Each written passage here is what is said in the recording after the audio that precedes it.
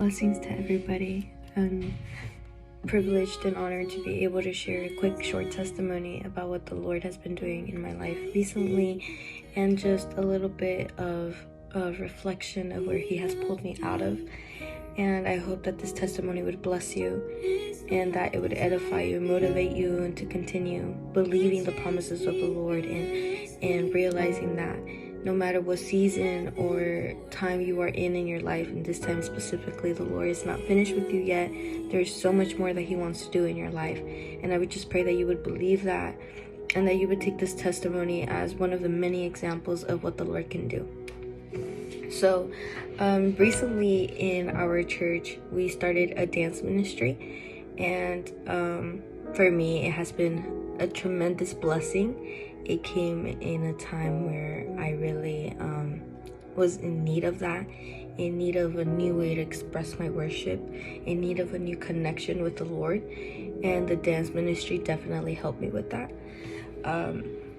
Last year, around the month of May 2023, we were able to go to this retreat for the dance ministry. It was called Reverdecerás, which means to blossom again.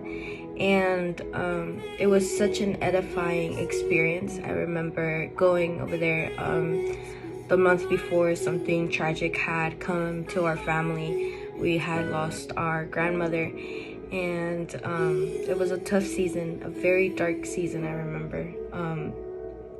And going into this retreat, I was excited, I was open-minded, I was ready to receive what the Lord was going to speak over each and everyone's life. And one of the topics that really ministered to me was the topic of the staff of Aaron, and or the rod. But it ministered to me because the person that was preaching about it or talking about the topic talked about a very dark moment in his life of depression and anxiety. Him being a doctor in theology and biblical studies, he went through a very dark season of depression and anxiety where, he no longer wanted to live. And I remember that resonated with me so much because I as well had gone through a season like that years prior. We're talking 2020, 2019. Around those years, I had also entered a very deep and profound depression. And I was dealing with panic attacks and anxiety attacks, and I was just not in the best place. But praise the Lord that He pulled me out of that as well. And so hearing about this story, as a dance team, we decided to buy the staffs, and we were gonna use them to do a song. It's called Reverdecerás, and it just talks about a moment or in time where people speak negativity onto our lives, declaring that we won't produce, that we won't be able to get to our ministry, get to our calling. And it's very true. Like I was telling the dance girls, to me personally, it's not someone that has told me like, hey, you can't do this. I think it's more of the thoughts or the negativity that the enemy speaks to my ear, like, you won't be able to reach your goals, you won't be able to reach your purpose, or calling me unworthy of what the Lord has already called me to do. So one of the activities that we ended up doing for the staff, because we wanted it to represent the blossoming of Aaron's staff when he took it to the presence of God. And if you want to find it, it's in Numbers 17:8.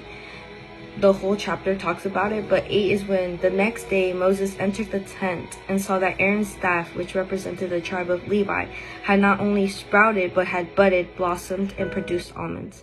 Then Moses brought out all the staffs from the Lord's presence to all the Israelites. They looked at them, and each of the leaders took his own staff. When I was hearing this preaching, this teaching, I was reflecting on the fact that it's true. Many of us have to go through a dark and dry period, a dry season, in order to be able to come out of that with fruit and to be able to blossom. But if we notice, the only thing that helped them blossom, that helped them produce something, was taking it to the presence of God.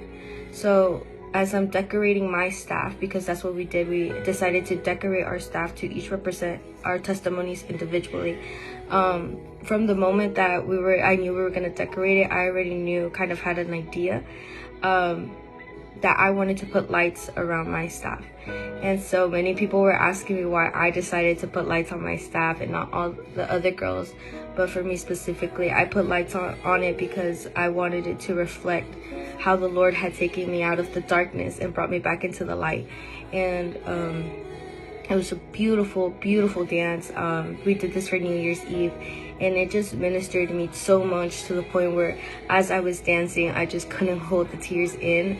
I was just so amazed and like so shocked of the goodness of God, and it was beautiful.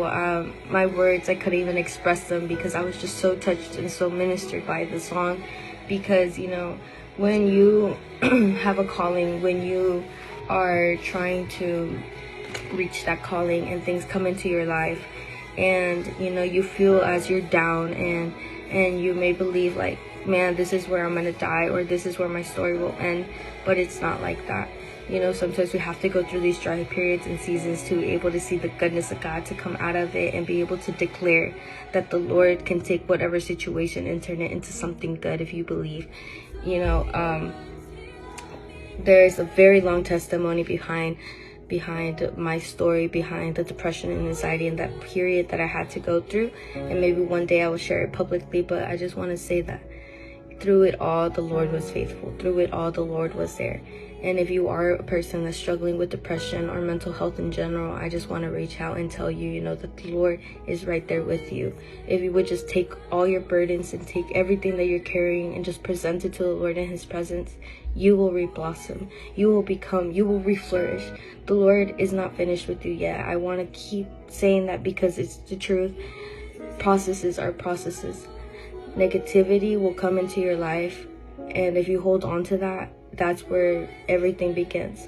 But if there are moments that come into your life where you may feel sad, or you may feel angry, or different emotions, it's normal, we're human.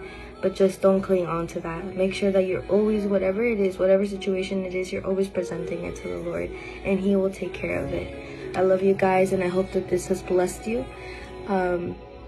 Yeah, blessings. Enjoy your day.